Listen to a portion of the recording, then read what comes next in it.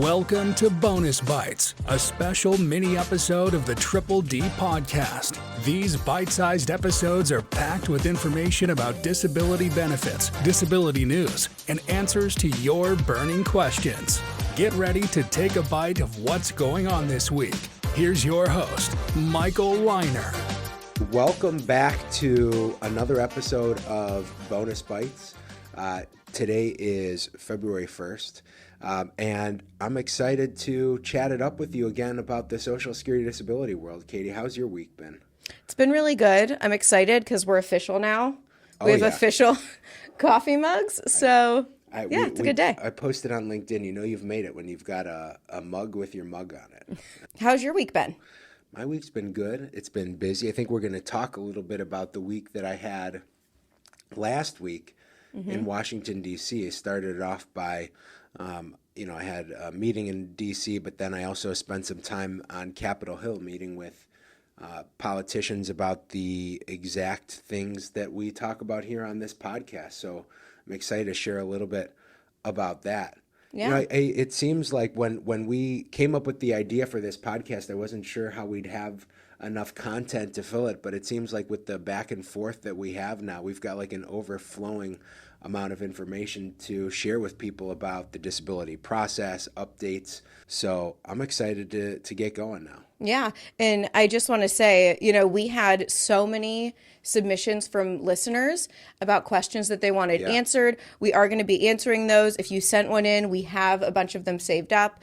We only have so much time. So we're going to try to chip away at those each week and get some of those questions answered. But I want to talk a little bit about your trip to DC. So you went there, you said you had a meeting, but you were also advocating for the We Can't Wait Act. So tell me a little bit about what you were doing up there. Yeah, and I think we talked about the We Can't Wait Act on our last Bonus Bytes episode.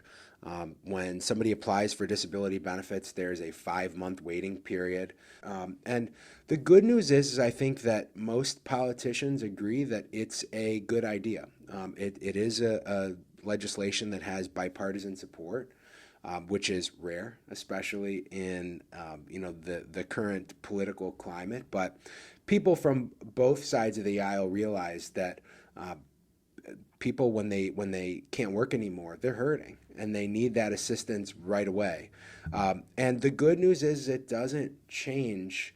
It's not the way that it's being proposed and set up right now. We don't have final details on what it would look like, but the rule proposals seem to make it like it's not going to cost any more money to the government to give people benefits earlier. There's some offsets that kind of even things out. It's cheaper for the administration to oversee and administer, so it's a more efficient policy when people become eligible right when they become disabled. So I'm really hoping that the advocacy that not only I'm doing, but so many of my colleagues who are disability attorneys, or even outside of the disability, Social Security disability space, disability rights groups, they're all on board with this as well. So hopefully something happens over the next several months here. This is the biggest piece of legislation to affect disabled people that I've seen in as long as I've been an attorney. So. And, something I want to say about that is, and this is one of the things that makes me so proud to work here. You're not really someone that's going to come on here, go on social media and toot your own horn, but you went there. Sure about that, Katie? Some about certain things, but it's stuff like this. You're in there, you're doing the real work. You went there and you wanted to shoot some videos while you were there, but you were too busy doing the real work, advocating for people to do that instead of showing it off on social media. You were doing in real life. So yeah, I did plan on shooting some things. I think in the end, all I got was a quick video at the airport because of how limited time was. But at the end of the day, this is not about promoting us. It's about what's right for our clients. Absolutely. And I am always going to be proud to step forward and use my voice because I'm fortunate and I can. So I hope that other people who, whether you're applying for disability yourself, if you're receiving disability benefits, if you're an advocate or even just a supporter, you should be speaking up as well, because this is something that is best for all people in America. And you never know when you're going to unfortunately have a situation that requires you to apply for benefits. And just think about what having no income for 5-6 months would do to you. Yeah. So Thank you for saying that, though. Yeah. So let's move on to our headlines today, some disability news. The first thing we want to talk about, it's not necessarily new this week. It's not breaking, it's ongoing, but this is a proposed rule change from the SSA. So break this down for me a little bit. So this is exciting. This is actually, we haven't talked about it yet, but this is a rule change that should be going into effect soon from Social Security right now. And this is something that's going to affect SSI beneficiaries. So remember, there's two types of disability benefits. There's SSD benefits, which are benefits, it stands for Social Security Disability, for people who have worked and paid into Social Security.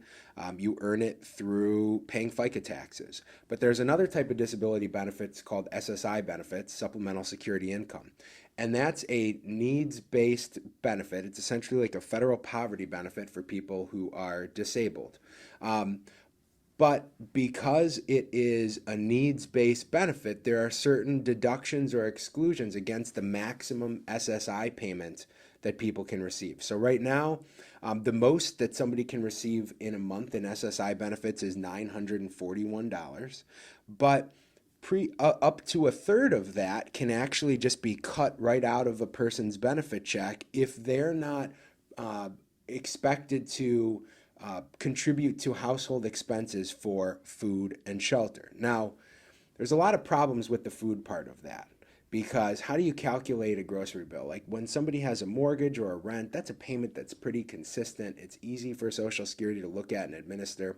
But with food, grocery bills go up and down. People are oftentimes receiving SNAP benefits. They used to be called food stamps. Now they're called SNAP benefits from their local government, or sometimes from the federal government as well. But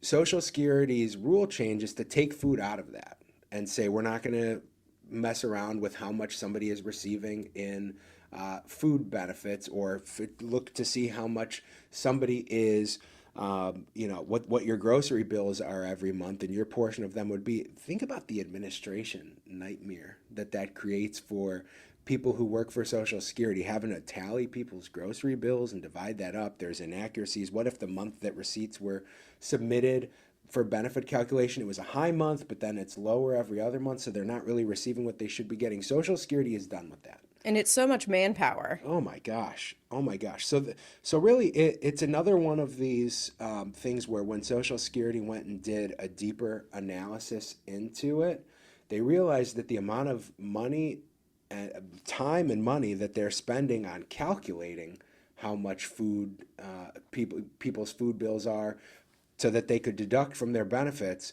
cost the same amount as they're doing anyways. But it's taking Social Security employees away from work, from the backlog, and they're complaining that they're behind. So this is something that I'm excited to talk about. What it means is our clients should be receiving more money every month, many people, and that's always a good thing, because I don't care who you are, I don't care what part of the country you're in, $941 is not a lot of money to get through a 31 day period. So hopefully what this will do is make it so people have a little bit more wiggle room and can breathe a little more if you're receiving SSI.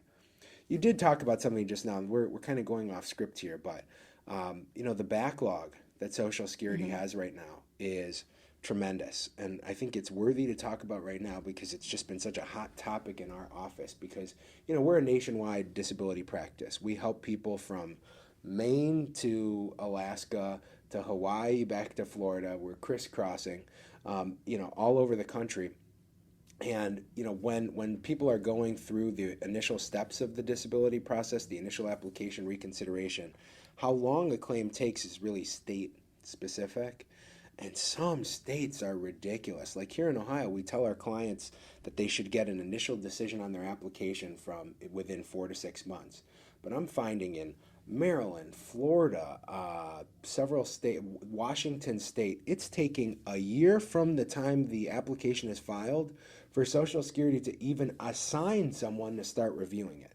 A year to assign them. Wow. Yeah, it's scary. That is so long for people that are really struggling just to get by.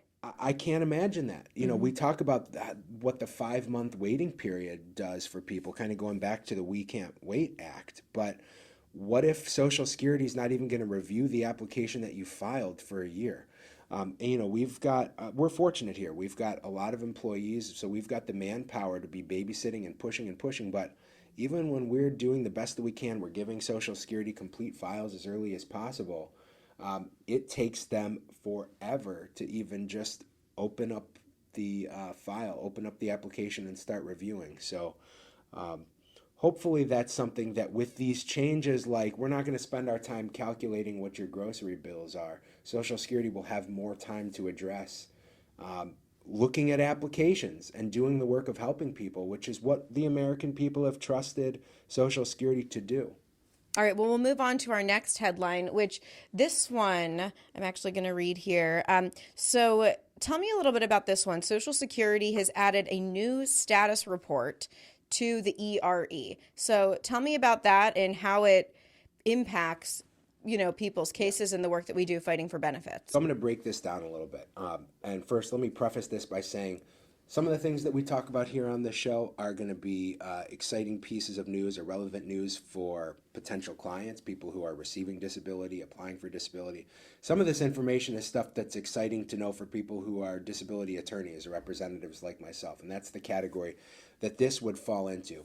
Social Security administers a website for people who are registered representatives to assist people through the disability process. It's called Electronic Records Express, ERE.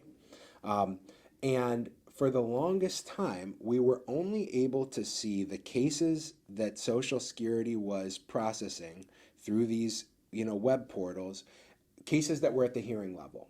Okay, we've talked about, the long disability process. So only a very narrow amount of your cases were you able to see what was processing with Social Security.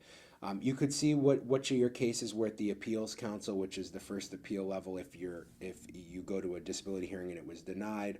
A few years ago, and I was excited about this, Social Security expanded to make it so that we could see some of the information in our clients' files electronically who were pending at the initial and reconsideration stage. That was a big step for us because it was kind of like, we didn't really know what Social Security actually had for many years. Now we do know, what somebody has, at the initial application and at the reconsideration stage. But what Social Security still had not done was provided us a condensed list of all of our clients who they have received and are working on their files. This creates a lot of administrative headaches for representatives and attorneys like us because when we log in to try and see our client's electronic folder, a lot of times we get a screen that says this SSN is not recognized. This Social Security number that we typed in is not recognized as being a processed claim. Then we get locked out of that website and we can't help our clients who they do have the information for because we've had too many inaccurate attempts. So what Social Security is doing now, which is really just going to help our processes in the office and help us help our clients, is they're making it so we can see a list of all of the people who have initial and reconsideration applications that they have transitioned into this electronic folder so we can, really work with the file in there. That's exciting news for us. I will tell you, it creates so many inefficiencies in our office right here when we get locked out of a file and then we're on hold for 30 minutes because we type in wrong Social Security numbers too many times. Not that we're typing in wrong numbers, it's that Social Security has not made an electronic folder for a specific client. That shouldn't be too shocking when I tell you about that backlog, right? Right. So that year-long process that it takes for Social Security to even start working on an application in Maryland, Florida, Washington State, and other states like that, there is no electronic folder until they actually open the thing and start working on it. So now we'll know how to help people better, and I'm excited about that. Good. Kind of chipping away again at those inefficiencies and things that are just dragging on cases unnecessarily. Yes. And what's interesting about this, and I want to kind of circle back to something we talked about in the last episode of Bonus Bytes, was, there's a new commissioner of Social Security, Martin O'Malley, and my understanding is that, one, he has made it a priority to increase open lines of communication with the disability bar. Okay, so that's what I'm going to call attorneys and non-attorney reps. But this was one of his first acts of business, was to increase that efficiency. So it's a small thing. It helps us a lot, but it's a small thing, and hopefully there's improved and more efficiencies like this ahead. Multiple small things. All right, so that was all of our headlines. I'm glad that we were able to get into that, but now I want to get into some of our listener questions. Again, we got so many questions. We appreciate everyone for submitting them, and we're going to be kind of chipping away at them. Keep those coming in. We have a specific page for it. So our first one that we're going to get into is, once you are denied, how many times can you reapply? And we'll tackle that part because it's a two-part question. So how many times can you reapply once you're denied? Okay, so the answer is there is no limit. You never are in a position where, because you have applied and been denied, you can't reapply. You can reapply again and again. Now, I always advise clients, your best path is not to just take an initial denial and file a new application. You should appeal the claim. Now, if your claim gets as far as a hearing with an administrative law judge, what does happen, depending on where you are in the country, because the rules are different based on geography in many instances, but depending on where you are in the country, you may have to show a worsening of your symptoms since a judge last reviewed your claim in order to be approved on a subsequent application. But there still is no limit on the number of times that you can apply. That's interesting, because I hear a lot of people say, I really think I need these benefits, but I'm nervous that I'll apply, they'll deny me, and then I won't be able to apply again because I know I'm going to get worse in the future. You don't have to wait like that. Mm-hmm. So you can apply as many times as you want, but let's say you're denied and you're applying again. Will that past information be used in your future applications and decisions? It's a maybe. It really depends on the particular facts of an individual case, but things that I see come up a lot are, maybe old psych exams, like neuropsychological exams, or old IQ testing, things like that, that maybe were a part of an old application and it wasn't enough to get somebody approved when they first applied, but with additional evidence on a new application plus what was there before, they can piece things together and have enough information to award benefits to somebody. So it's really case by case, but the answer is it can. I had a hearing yesterday. It was actually kind of confusing to be able to go through this individual's file, because Social Security had exhibited in their file all of the evidence from an old case that was 8 or 9 years old, as well as all the new medical records that we had submitted for the current period. But actually, some of the old records that were in there were really helpful to me in arguing successfully that my client was disabled. Okay, so hopping over to another question, and this one was actually commented on our TikTok.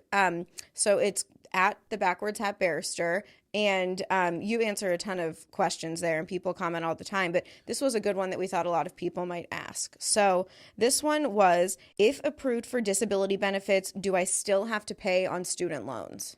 Good question. And the answer, as most answers are in the legal world, is maybe. It depends. What I can tell you, though, is that there are steps that you can take to having federal student loans discharged. So, there's multiple ways that you can get assistance for education. Many people get loans through private sources, banks, different foundations, but many people get aid right from the federal government. Whether you can have loans discharged from a private source really is going to depend on the specifics of that source. But what I can tell you is that there is a path, Katie, to having benefits, to having your student loans discharged if you're receiving federal student aid. So you have to have one of several factors apply. I can kind of walk us through them. Okay, there's 5 ways. You just have to have one of these. One is you're receiving disability and your next continuing disability review has been scheduled within 5 to 7 years from the date of your last Social Security disability determination.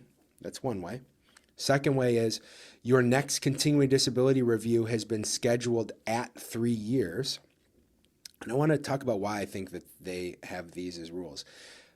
They're projecting out quite a while. So for somebody to not need a CDR, continuing disability review, for 3 years, that's usually Social Security's realization that somebody has an impairment that's less likely to improve. So the government is more comfortable discharging the student loans with the knowledge that the person is less likely to work again. But there's 3 more ways. You have a medical onset date for Social Security disability or SSI that's at least 5 years before you apply for discharge. So that means you've been disabled under Social Security's rules for 5 years, then they'll consider then they should discharge your loan. You qualify for SSD or SSI based on a compassionate allowance. That's a unique one. So there are certain really extreme health conditions that when somebody has, Social Security automatically will find them disabled. They're few and far between, but there are some where Social Security says, boy, if you can show us a medical diagnosis of this impairment, we're just going to award the benefits. If you have a compassionate allowance, they'll discharge your loans. And the last one is you're currently receiving Social Security retirement benefits, and immediately before you qualified for retirement benefits, you met one of the requirements that I already went through previously. So there's 5 different ways, but with federal student loans, it's more black and white in saying, yes, you can have these discharged, or no, you can't. But federal student aid makes up the vast majority of student aid that's out there right now. So hopefully that helps people, because that's a question that we got on TikTok, but I hear it from our clients very frequently. Yeah, absolutely. All right. So that is it for our listener questions. I just want to talk about next week on the podcast. So today, February 1st, starts American Heart Month. This month, we're going to be talking all about heart disease and disability benefits, different conditions that, might qualify you, and a little bit more information on how people might know if they do qualify. So next week's guest is really interesting. She is the heart health nutritionist, and she talks a lot on her Instagram. She has over 16,000 followers on there, and she shares a lot of good information on how your diet can impact your heart health. So I'm excited to listen to the podcast. I think it's going to be a good one. So am I. One thing that I love is, even though our business revolves around helping people who are sick and can't work, we really do put a lot of emphasis on helping people live healthier lives. And so I think that having that guest on will kind of go to that, and we'll talk about what people can do to improve their heart health. So maybe they don't need to apply for these benefits that we assist people with.